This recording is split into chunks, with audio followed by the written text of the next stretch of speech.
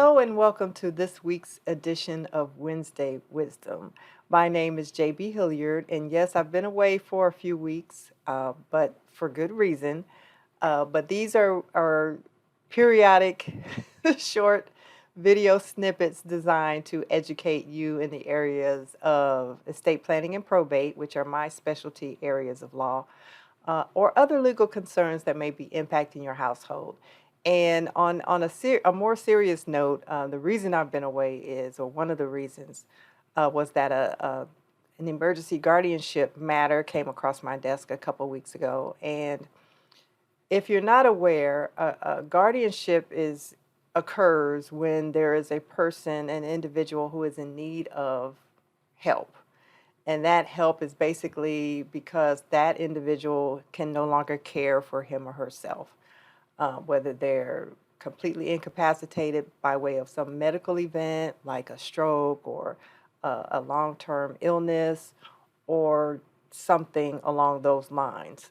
And so the guardian is the person that's over that individual. Think of it as sort of like if you're a guardian over a child. It's the same process, it's the same authority over that person, that you're now the one that has to take care of everything for that person, except the money part. So that's where a conservatorship comes into play. So the conservator is over the financial side of the life of that person, and then the guardian is over everything else: health decisions, medical decisions, legal contracts, other household obligations, and those sorts of things. Typically, that's the guardian and the conservator are the same person, but it can be two different individuals serving in those roles.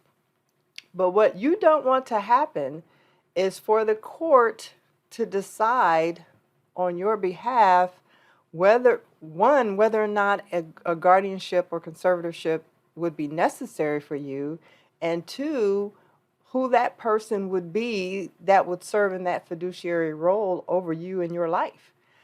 And so all of what happened in our case, the ward, the person needing the guardianship, was more than likely on board. He had an unexpected emergency, and was basically in a coma.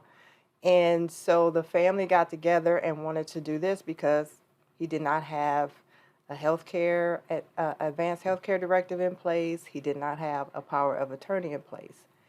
And so the next best option, considering the seriousness of the matter, was an emergency guardianship. Now, the judge can make a decision only on a limited amount of information, but the judge is the one left to make that decision. And so you just don't want to leave that up to someone else to do. So I say all of this to say, get your estate plan in place. Identify who it is you want to be in charge or to make medical decisions for you if you can't make them for yourself.